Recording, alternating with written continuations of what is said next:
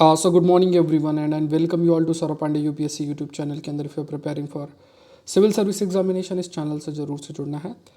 सो आज 29 फेब है एंड आज के टॉपिक्स हैं उनको डिस्कस करते हैं। काफ़ी सारे इंपॉर्टेंट टॉपिक्स हैं। So my name is Saurabh Pandey. Before I start let me inform you कि इंटरनेशनल रिलेशन का जो कोर्स है वो मैंने लॉन्च कर दिया है और लिंक भी डिस्क्रिप्शन बॉक्स में दिया है। तो आज 50% ऑफ है। ये कोड याद कर लेना, IRUPSC करके कोड है। तो अगर आप 24 की तैयारी कर रहे हो, 25 की तैयारी कर रहे हो, ये कोर्स आपके लिए इंपॉर्टेंट बन जाता है क्योंकि बेसिक्स और करंट अफेयर्स दोनों पार्ट होंगे इसमें। बेसिक्स पार्ट है, बहुत सारे जो बेसिक एस्पेक्ट है इंटरनेशनल रिलेशन का। तो ये आज रात को 11 बजे आपके लिए ये ऑफ़र है, ठीक है। लिंक डिस्क्रिप्शन बॉक्स में दिया हुआ है, वहाँ से आप ज्वाइन कर सकते हैं। बाकी डिटेल भी मैं आपको बता दूंगा लास्ट में। एग्रीकल्चर फॉर GS भी है कोर्स, इसमें 25% ऑफ है, ठीक है। अभी ये भी चल रहा है, इसके लिए भी मैं ऑफ़र लेकर आऊँगा, अभी इसको बाद में बता दूंगा। बट आज इंटरनेशनल रिलेशन के लिए ये आपका रात को 11 बजे तक ऑफ़र है, 50% ऑफ है, ठीक है। तो IRUPSC करके कोड आपको याद रखना है। You can use this code and you can join it. Important है अगर आप इस साल की तैयारी कर रहे हो या नेक्स्ट ईयर की तैयारी कर रहे हो। शुरू करते हैं। Let's see the first topic. आज का जो पहला टॉपिक है उसको डिस्कस करते हैं। दैट इज़ आर्टिकल 31A की बात की जाए, ठीक है। Let's discuss about it. That is article 31A। तो ये जो टॉपिक है आर्टिकल 31A, ये थोड़ा सा आइडिया होना चाहिए, जिसे थोड़ा सा मैं आपको हिंट देता हूँ। Like for example you have article 31A, 31A, 31B, 31C, 31D। अगर आप लक्ष्मीकांत की बुक देखोगे तो ये ऐसे आर्टिकल्स हैं जो कि कुछ स्पेशल स्टेटस कई सारे राज्यों को प्रोवाइड करता है। जैसे आर्टिकल 371 कुछ स्पेशल प्रोविजंस महाराष्ट्र गुजरात को लेके, 371A आर्टिकल 371A जो है नागालैंड को लेके, ऐसे ही B आसाम के लिए है, C मणिपुर के लिए है, और D आंध्रा और तेलंगाना के लिए, E जो है सेंट्रल यूनिवर्सिटी आंध्र प्रदेश के लिए है, और F जो है सिक्किम के लिए है, G मिज़ोरम के लिए है, H अरुणाचल के लिए है, एंड I गोवा के लिए है, और कर्नाटका। अगर आप UPSC के प्रश्न देखोगे ना तो कई बार इन्होंने प्रश्न फ्रेम किए हुए हैं, मैच द फॉलोइंग से रिलेटेड, इस टाइप से कई सारे जो प्रश्न इन्होंने फ्रेम किए हुए हैं। सो आर्टिकल 371 की एक ही, अगर if you talk about this article, तो इसमें मतलब नागालैंड सरकार का कहना है कि एक मेजर हर्डल है नागालैंड सरकार के लिए, जिसके माध्यम से वो जो रेगुलेट कर सकें legal coal mining activities state के लिए। क्योंकि देखो इस आर्टिकल में जो लोग हैं उनको काफ़ी अधिक ऑटोनॉमी दे रखी गई है, तो इस वजह से सरकारों को मुश्किल होता है उस चीज़ को स्पेसिफिकली रेगुलेट करना। तो आर्टिकल 371 स्पेशल प्रोविज़न है जो कि गारंटी करता है प्रोटेक्शन ऑफ लैंड और रिसोर्सेज, जो नागा कस्टमरी लॉ और प्रोसीजर है उसके लिए। तो इस वजह से स्टेट्स बहुत ज़्यादा आपका इंटरफेयर नहीं कर पाते हैं। सो ये इनके लिए एक मेजर कंसर्न सरकार के लिए है, सरकार का ऐसा कहना है। So if you talk about specifically to article 371, ये एक ही बात करें। सो कोई भी एक्ट पार्लियामेंट का इन मैटर्स के जो मैटर्स हैं वो नागालैंड पे अप्लाई नहीं होते अनलेस स्टेट असेंबली डिसाइड नहीं करती है। तो एक तो जैसे रिलीजियस और सोशल प्रैक्टिसेस है नागास की, इसके अलावा नागा का जो कस्टमरी लॉ है, प्रोसीजर्स है, एडमिनिस्ट्रेशन है, सिविल उनका जो सिविल और क्रिमिनल जस्टिस सिस्टम है, लैंड और रिसोर्सेज का जो रिसोर्सेज है उनका ओनरशिप या ट्रांसफ़र। अब देखो ये चीज़ें ना स्पेशल स्टेटस दे देती है। तो इस वजह से क्या है कि अगर आप इलीगल माइनिंग को रेगुलेट भी करना चाहोगे, it will be very difficult to regulate it. तो नागालैंड की सरकार ने भी इस चीज़ को कहा है कि आर्टिकल 371A एक हर्डल बन रहा है, जिस वजह से जिसके माध्यम से अगर वो चाहें तो रेगुलेट कर सकते हैं, बट बिकॉज द एक ओनरशिप ऑफ रिसोर्सेस और लैंड का ट्रांसफ़र और ओनरशिप जो ये चीज़ दी गई है, ओनरशिप एंड ट्रांसफ़र, तो उस वजह से they can not regulate it, जो कि एक आर्टिकल 371 एक प्रावधान जो इनको एक स्पेशल प्रोविज़न या स्टेटस देता है। नेक्स्ट देखते हैं, एक ये ट्री है, ये अगर साइंस वाले पेज में आप जाओगे, that is jacaranda and climate change. Jacaranda tree के बारे में बात किया जाए और क्लाइमेट चेंज है। सो जैकरांडा मीमोसिफोलिया, ये एक सब ट्रॉपिकल ट्री है जो कि साउथ अमेरिका में मैक्सिको जैसे वहाँ पे पाया जाता है, और इसमें वायलेट कलर के फ्लावर्स होते हैं। इसका इमेज आपको दिखा देता हूँ। तो ये फ्लावर्स हैं। जनरली एक चीज़ आपको देखना है, जैसे ये एनवायरनमेंट के अंदर आप नोट कर सकते हो। तो जनरली होता क्या है कि जब लाइक कोई भी ट्रीज़ की हम बात करते हैं ना, वे टॉक अबाउट दीज ट्रीज़, तो या फ्लावरिंग प्लांट्स की बात करते हैं, तो इनका सब कुछ डिसाइड और डिटरमाइन किस पर होता है या किस बेसिस पे होता है, तो totally they are like decide और डिटरमाइन होता है जो बाहर का क्लाइमेट है। तो जैसे फूल कब आएंगे, तो अभी जैसे जो समय है, मतलब क्लाइमेट चेंज की वजह से स्टडी कहती है कि अभी कोई समय नहीं है इनके लिए कि फ्लावरिंग करें, बट वो फ्लावरिंग कर रहे हैं। तो this is an example of a climate change कि देखो प्लांट्स का ना फ्लावरिंग और ये सब भी बदल रहा है। सो लोकल साइंटिस्ट जो है इस पर स्टडी भी कर रहे हैं कि इतना जल्दी तुरंत ये अर्ली ब्लूम क्यों हो रहा है, और इसके लिए जो बोला गया है कि इसके लिए जो एक रिस्पॉन्सिबल फैक्टर है वो क्लाइमेट चेंज ही एक रिस्पॉन्सिबल जो है फैक्टर है। सो ये इम्पॉर्टेंट जो ये चीज़ इनके द्वारा हाईलाइट की गई है। नेक्स्ट देखते हैं मेडिसिनल प्रॉपर्टीज़ ऑफ कैनाबिस। ये एक टॉपिक आपका है साइंस वाले पेज में, अगर आप देखोगे तो उसमें ये टॉपिक आपको देखने को मिलेगा कैनाबिस के कंटेक्स्ट में देखा जाए। सो कैनाबिस जो प्लांट है, कैनाबिस है ना, जिसे हम ओपीएम गांजा ये शब्दों का इस्तेमाल करते हैं। सो यहाँ पे कहा गया कि जितने भी ये साइकियाट्रिस्ट हैं तो वो देखो स्टडी कर रहे हैं, जैसे ये सब लेने के बाद दिमाग घूमने लगता है ना, मूड स्विंग होता है या ऐसा, तो वो स्टडी कर रहे हैं क्या ऐसा कुछ हो सकता है। कैसी कई बीमारियां हैं, जैसे सिजोफेनिया है। सिजोफेनिया एक अजीब सी बीमारी है, एक बहुत बड़े नोबेल लॉरेंट थे, उनको भी सिजोफेनिया था। अब ये मानो कि वो पूरे रिसर्च के दौरान जो रिसर्च थी उस रिसर्च के दौरान में उनको जो है ऐसे कैरेक्टर दिखे जो कि प्रेजेंट नहीं होते हैं। तो हमारे लाइक वी कैन से कि यार जो है हम लोग कहेंगे घोस्ट है या कुछ इस तरीके से, लेकिन आप समझो कि सिजोफेनिया एक ऐसी बीमारी होती है ना कि जिसमें जो चीज़ नहीं भी है ना वो भी आपको दिखती है, इन द सेंस रियल में नहीं है, वो माइंड का क्रिएशन है। और वो मतलब मूवी भी बनी है, द ब्यूटीफुल माइंड नाम से मूवी है। तो वो बहुत ही आप देखोगे कि कैसे ऐसे जो बहुत हाईली इंटेलिजेंट लोग होते हैं, देखो ये सब जो बीमारियां होती हैं ना, ये कई बार ऐसे लोग को ज़्यादा ग्रसित कर सकती है जो बहुत ही मतलब बहुत ज़्यादा उनका जो आईक्यू लेवल है वो बहुत ज़्यादा होता है। तो दिमाग हमेशा सोचता रहता है कुछ ना कुछ, तो वो अपना ही माइंड से चीज़ों को क्रिएट कर लेता है, तो इनकी पर्सनल लाइफ भी इतनी स्ट्रांग नहीं होती है। तो यहाँ पे ये क्या है कि जैसे अब मतलब स्टडी यही करना चाह रहे हैं कि क्या कैनाबिस जो है उसके माध्यम से ऐसी कुछ बीमारियों को ट्रीट किया जा सकता है कि नहीं किया जा सकता है। अब इसमें इन्होंने कहा कि एक कंपाउंड है जिसका नाम है डेल्टा 9 टेट्राहाइड्रो कैनाबिनॉल करके है। तो ये जो कंपाउंड है ये जो प्रेजेंट है एंड इसका इस्तेमाल किया जा सकता है। प्लस एक और है अनदर कैनाबिनॉइड है जिसको कैनाबिडियोल भी कहते हैं। सो इसका भी कुछ ऐसा ही जैसे न्यूरोप्रोटेक्टिव प्रॉपर्टीज़ देखने को मिला है। सो ये कहा गया कि इनकी जो लीव्स और फ्लावर्स हैं इनमें कुछ ये कंपाउंड्स प्रेजेंट हैं and these compounds can be useful, है ना, ये यूज़फुल हो सकते हैं फॉर एग्जांपल, है ना, यूज़फुल हो सकता है ऐसे कई जो बीमारियां उनको ट्रीट करने के लिए। फिर एक शब्द मेंशन है कैनाबिनॉइड सिस्टम। तो इंसान का जो कैनाबिनॉइड सिस्टम है इसमें 2 रिसेप्टर्स होते हैं। रिसेप्टर का मतलब कोई चीज़ जैसे मान लो कोई भी सेल्स होते हैं उनके ऊपर ऐसा एंटीना टाइप होता है, उनको रिसेप्टर बोलता है। कोई भी मॉलिक्यूल आकर उससे जुड़ता है, तो एक CB1 रिसेप्टर एक CB2 रिसेप्टर है। तो जो नेचुरली ऑकरिंग सबस्ट्रेट है CB1 रिसेप्टर का वो है एनाडामाइड करके है, जिसका जो नाम है हुज नेम कम्स फ्रॉम जो संस्कृत शब्द है एनाडा, जिसका मतलब है ब्लिस। CB2 जो है वो स्प्लीन और टेस्टिस जो होती हैं वहाँ पे आपका पाया जाता है। तो यहाँ पे जो सेंट्रल नर्वस सिस्टम होता है वहाँ पे भी ये CB1 प्रेजेंट आपका होता है। तो ये कुछ रिसेप्टर्स हैं जो कि CB1 CB2 शरीर के अलग अलग हिस्से में रहते हैं। और यहाँ पे जैसे जैसे सेंट्रल नर्वस सिस्टम जो हमारा है उसमें से बहुत सारे ऐसे हार्मोन्स और ये सब रिलीज़ होते हैं, जैसा डोपामाइन है। और डोपामिन है ना, जैसे आप मोबाइल फ़ोन देख रहे हो तो उसी में आपको प्लेजर मिल रहा है, ऊपर ऊपर करते जा रहा हो फ़ोन ऊपर नीचे, बस इसी में आपको प्लेजर, क्यों? क्योंकि डोपामिन रिलीज़ होता है। तो ऐसे कई जैसे सेरोटोनिन होता है, ऐसे कई हार्मोनल चीज़ें होती हैं।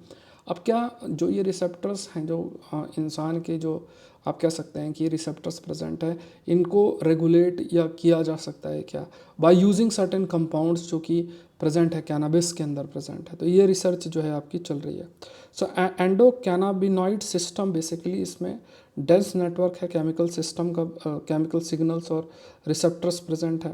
एंड यहाँ पे जो मतलब कैनाबिस प्लांट वर्क करता है तो यही सारे जो हमारे सिस्टम्स होते हैं इनको ये हाईजैक कर लेता है। तो इस वजह से आप देखोगे कि कोई भी ऐसा गांजा ओपियम ये सब जो भी लेते हैं तो वो उनका माइंड एकदम उनके हाथ में नहीं रहता, कंट्रोल आपका नहीं होता। बट इज़ इट पॉसिबल कि हम उसको थोड़ा सा रिसर्च करके एक रेगुलेटेड वे में चीज़ों को करके, इज़ इट पॉसिबल कि वो थोड़ा सा पॉजिटिव सेंस में उसका इस्तेमाल किया जा सके, नहीं किया जा सके। तो इस पर रिसर्च जो है आपकी चल रही है। ठीक है, नेक्स्ट देखते हैं रेयर डिजीज। देखो ऐसे जो टॉपिक्स होते हैं ना, तो ये जो टॉपिक्स होते हैं इन टॉपिक्स को आपको पढ़ने की आदत डालनी पड़ेगी। ये मतलब बहुत आप लोग, I hope you all understand this point. Because देखो ये क्या है कि ऐसे जो टॉपिक्स आजकल जो फ्रेम हो रहे हैं, तो इनको मतलब हैंडल करना, मतलब जैसे प्रीलिम्स में भी प्रश्न आज के समय में आ रहा है, मेंस में भी देखो तो प्रश्न जो है GS paper 3 science and technology में फ्रेम हो रहा है। तो ये सब न्यूज़पेपर में चीज़ें आ रही हैं, तो थोड़ा सा ट्रैक करके रखना। अब ज़्यादा नहीं तो अभी देखो सेशन के अंदर मैंने ये पीडीएफ भी प्रॉपर बना दी है। पीडीएफ आपको the Hindu summary for UPSC CSC Telegram channel, नीचे डिस्क्रिप्शन बॉक्स में लिंक मिलेगा, वहीं से पीडीएफ आपको मिलेगा। ठीक है, ये जो पीडीएफ है वहीं से आपको अपलोडेड मिल जाएगा, या फिर आप saurabh-pandey-upsc.com वेबसाइट से भी डाउनलोड कर सकते हो। तो ये पीडीएफ से आप बढ़िया अपना रिवाइज कर लेना, ई नोट्स बना लेना। अब इससे अच्छा तो पीडीएफ आपको क्या ही मिलेगा हिंदू सेशन का। तो इसमें सब एडिटोरियल्स हैं, न्यूज़ है, साइंस टेक के टॉपिक्स हैं, सारी चीज़ें हैं। ठीक है, इसका मैं कंपाइलेशन भी आप लोग के निकालूंगा। तो यहाँ पे देखो रेयर डिजीज़ एक टॉपिक आ जाता है, this we call it as a rare disease. तो ये भी हम साइंस के अंदर निकाल सकते हैं। एडिटोरियल में देखोगे तो एडिटोरियल के अंदर एक टॉपिक आपका पब्लिश हुआ है रेयर डिजीज़ के कंटेक्स्ट में, तो इसको थोड़ा सा देखते हैं। So according to world health organisation की बात करें, जो रेयर डिजीज़ हैं ये लगभग एक 1 और लेस पर 1000 पॉपुलेशन को अफेक्ट करता है। 5% ऑफ और 7000 non disease world wide treatable हैं। लगभग 7000 ऐसी बीमारी जिसे हम रेयर कंसिडर करते हैं। भारत में 1/3 ऐसी डिजीज़ हैं, लगभग 450 ऐसे डिजीज़ भारत के अंदर है। सो रेयर डिजीज़ की डेफिनेशन अगर देखा जाए तो ये मतलब जैसे नॉर्मल डिजीज़ हैं, अब नॉर्मल कोई बीमारी है, सर्दी जुकाम या कोई भी बीमारी जिसमें ज़्यादा से लोग ग्रसित होते हैं तो उसमें दवा मिल जाती है। और जो रेयर डिजीज़ होते हैं उसमें ज़्यादा लोग जो है उससे ग्रसित नहीं होता है, तो उसमें रिसर्च डेवलपमेंट भी ज़्यादा नहीं हो पाता है, क्योंकि कंपनीज़ को ये लगता है कि यार रिसर्च डेवलपमेंट करेंगे भी तो हमें क्या फ़ायदा होगा, मतलब इकोनॉमिक सेंस में वो सोचता है। और अगर मान लो कोई दवा आएगी भी, वो इतना कॉस्टली होती है कि लोग अफोर्ड नहीं कर सकते हैं। तो ऐसे चीज़ें देखने को मिलती है। WHO ने डिफाइन जो रेयर डिजीज़ को किया है, that is that having a frequency of less than 6.5 पर 10,000 पीपल। तो ये मतलब ऐसी ये जो बीमारी 10,000 लोगों में से 6.5 से 10 लोगों के बीच में ये बीमारी जो ऐसी रहती है। जैसे कुछ ऐसी डिसीज़ेज़ हैं, कुछ कैंसर है, ऑटो इम्यून डिसऑर्डर है, कॉन्जाइटल मालफॉर्मेशन है, ये हिर्स्पंक डिजीज़ है, ये गॉचर डिजीज़ है, सिस्टिक फिब्रोसिस है। ये सब क्या रेयर डिसऑर्डर्स हैं, है ना। रेयर डिसऑर्डर के रूप में कंसीडर जो है वो किया आपका जाता है। ये आपको ध्यान में रखना है। नेक्स्ट देख लेते हैं। अच्छा ये इधर चिपक गया। तो ये जो टॉपिक हम डिस्कस कर रहे हैं ना, ये ये टॉपिक है India fight rare editorial special rare disease. ऊपर साइड आपको थोड़ा शिफ्ट करना था इसको। तो ये आपका ये टॉपिक है जो हमें अभी डिस्कस कर रहे हैं। ठीक है, तो यहाँ पे ये कुछ मैंने फैक्ट्स भी लिखे हुए हैं, जैसे ये भी सब रेयर के अंदर ही आती है, जैसे थैलासीमिया, सिकल सेल, अटैक्सिया, ये अलग अलग ऐसी बीमारियाँ हैं ना। ये जैसे मल्टीपल स्क्लेरोसिस, ये कई ऐसी डिजीज़ हैं। ये डिजीज़ बेसिकली आपकी रेयर के अंदर ही आपकी आती हैं। अब भारत के अंदर ये 3 ग्रुप्स में डिवाइडेड है। Disorders amenable to one time curative treatment, मतलब जैसे एक बार में ट्रीट हो जाएंगी, जैसे स्टेम सेल ट्रांसप्लांटेशन, इस टाइप से। कुछ जो है लाइफ लॉन्ग ट्रीटमेंट चाहिए है, तो स्पेशल डाइटरी फार्मूला फूड या स्पेशल मेडिकल पर्पस के माध्यम से हम कर सकते हैं। और कुछ ग्रुप 3 जो है diseases for which definitive treatment available हो, बट चैलेंज ये है कि जो कॉस्ट बहुत ज़्यादा इन्वॉल्व रहता है। तो ऐसे कई सारे ऐसे डिजीज़ेज़ हैं जिनको ग्रुपिंग की गई है। तो एक बार तैयारी, मतलब एक बार में हमने किया तो चीज़ें हो जाएंगी। दूसरे में लाइफ लॉन्ग ट्रीटमेंट है। तीसरा बहुत ज़्यादा कॉस्टली है, लॉन्ग लाइफ थेरेपी है। तो ऐसे रेयर डिजीज़ेज़ आपकी एग्जिस्ट करती। तो अभी एक केस आया था जिसमें कोई हैं, उनकी डेथ हुई है बिकॉज ऑफ दिस डर्मेटोमाइसोटाइसिस करके बीमारी होती है। स्किन मसल्स और इन सब में हो जाती है, इस पूरे हिस्से में ऐसे हो जाती है, और धीरे धीरे ये मतलब हमारा ही इम्यून सिस्टम हमारे टिश्यूज़ को, मसल्स को किल करने लगता है, और फिर इससे बाद में डेथ भी हो सकती है। तो ये डर्मा मतलब स्किन से रिलेटेड है। तो यहाँ पे सबसे बड़ा चैलेंज देखो, इनसे ये जो बीमारियाँ होती हैं इनमें रिसर्च डेवलपमेंट का। जैसे मैंने आपको कहा कि सिंपल सी बात है, क्योंकि बीमारियाँ बहुत ही कम लोगों को होती हैं, तो पहले तो डिटेक्ट कर पाना चाहिए बीमारी है, उसके बाद उस पर रिसर्च डेवलपमेंट करना, तो उस पर कोई एग्री करे तो फिर कंपनी करेंगी तो फिर जो भी ट्रीटमेंट आएगा वो भी कॉस्टली आपका होता है। तो इसी को ध्यान में रखते हुए जो है पॉलिसी भी लेकर आया गया था, जैसे ये नेशनल पॉलिसी भी रेयर डिजीज़ की लेकर आई गई थी। तो इसमें लगभग जैसे फाइनेंशियल सपोर्ट 20 लाख तक का इंडिविजुअल को प्रोवाइड करना, अगर सर्टेन जो रेयर डिजीजेस है, असिस्टेंस जो एक्सटेंड किया जाएगा not just BPL families to about 40% of the population, जो प्रधानमंत्री आरोग्य योजना के अंदर है। और फाइनेंशियल सपोर्ट प्रोवाइड किया जाएगा under the umbrella scheme of राष्ट्रीय आरोग्य निधि एंड प्रधानमंत्री जन आरोग्य योजना के अंदर। तो ये कुछ ऐसे स्टेप्स लिए गए हैं। इस पॉलिसी के बारे में हम डिटेल भी हमने पहले डिस्कस करा था, बट मैंने पॉइंट्स नहीं इंक्लूड कर लिए। अब अगर जो एडिटोरियल में कंटेंट अगर आप देखोगे ना, तो एडिटोरियल में जो कंटेंट इसमें, जैसे मान लो ये एडिटोरियल है, इसमें कंटेंट मतलब इन्होंने सरकार ये नहीं करती, सरकार वो नहीं करती, इस टाइप की चीज़ें लिखी हुई हैं। बट कंटेंट जैसा मैंने आपको कहा फ़िल्टर करना होता है। अरे लाइन टू लाइन रीड कर नहीं है, मतलब मेरा काम ये है आपके लिए कि वो मैं आपको अच्छा कंटेंट दे दूँ और यहाँ पे आप उस चीज़ को बढ़िया तरीके से रिवाइज़ कर लो, यही दैट इज़ माय रोल। अभी वो जो लिखा हुआ है बहुत ज़्यादा क्रिटिकल लिखा हुआ है वो मैं आपको बता दूँ और तो आपका माइंड नेगेटिव हो जाएगा, बहुत सारी चीज़ें होंगी कि है ना, खुद भारत में कुछ हो ही नहीं रहा है, ऐसा कुछ आपके मन के अंदर आएगा। ऐसा हमको नेगेटिव सेंस डेवलप नहीं करना चीज़ों को लेकर, ठीक है।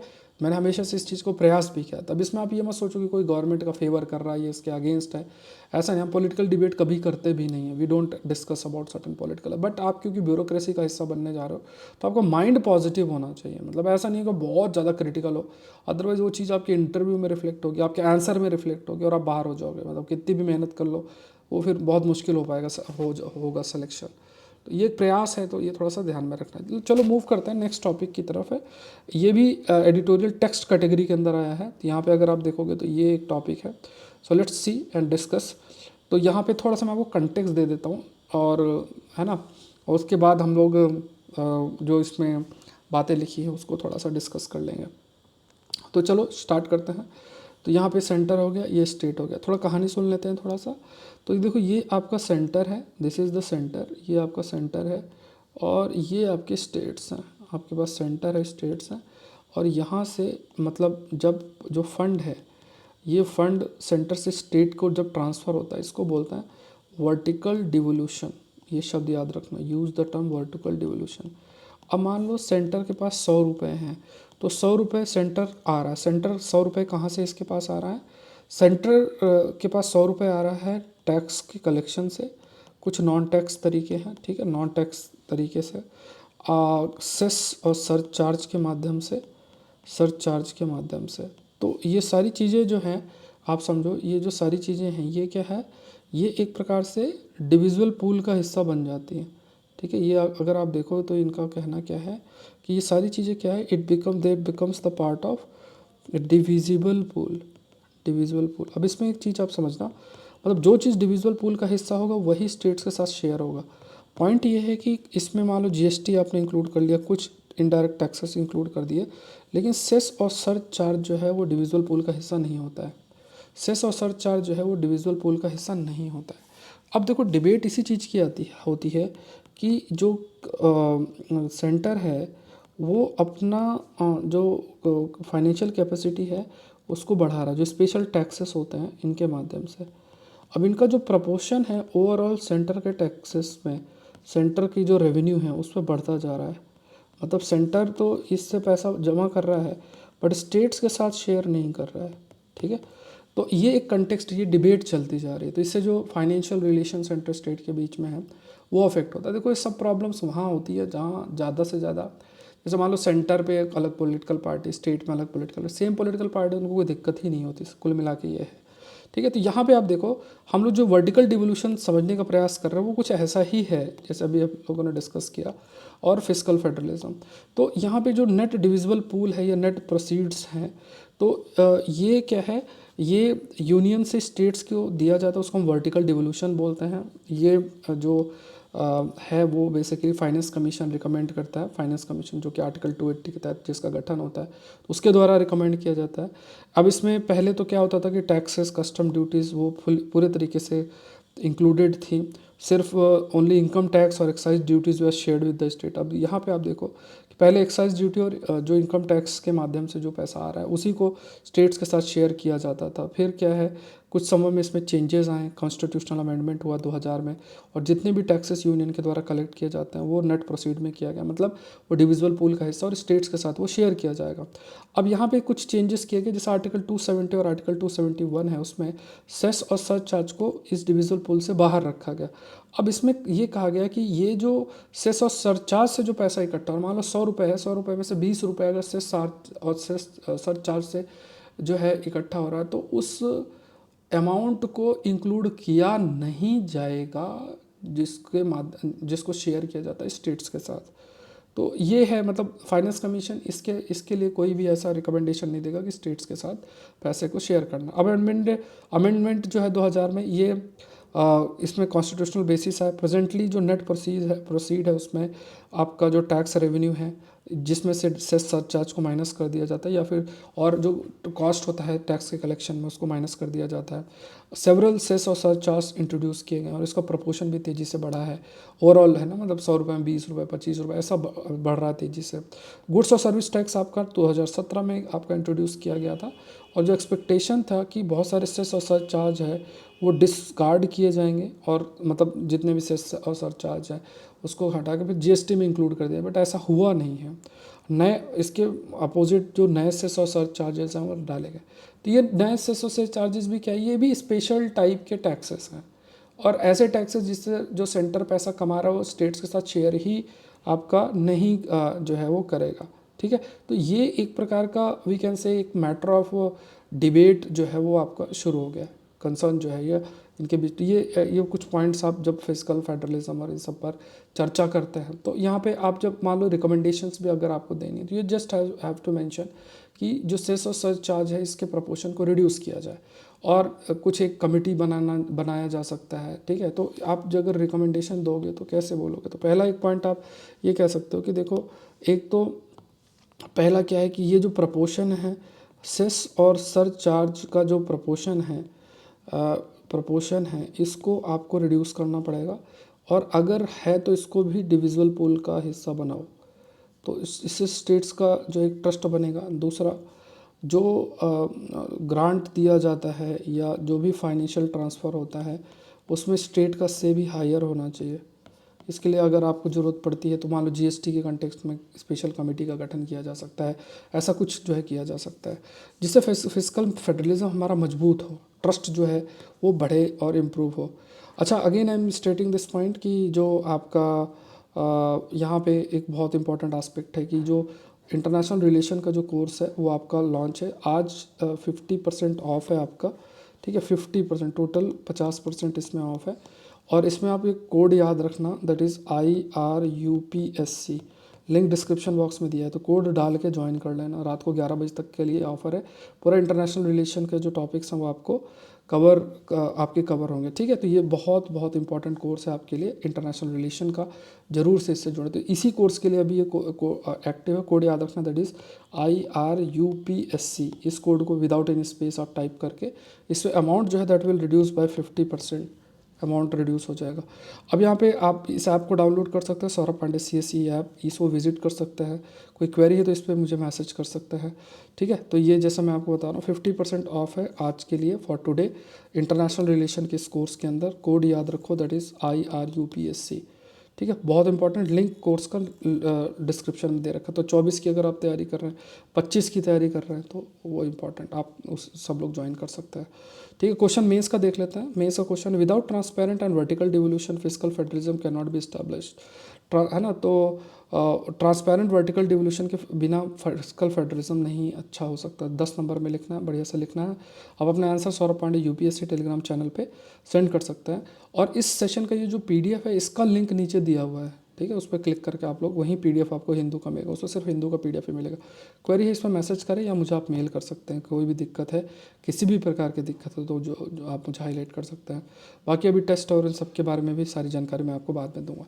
चैनल को जरूर से सब्सक्राइब करें, सेशन को लाइक करें। ठीक है, और ये थोड़ा सा बता दूं, करंट अफेयर का भी कोर्स आपका चल ही रहा है 2024 के लिए।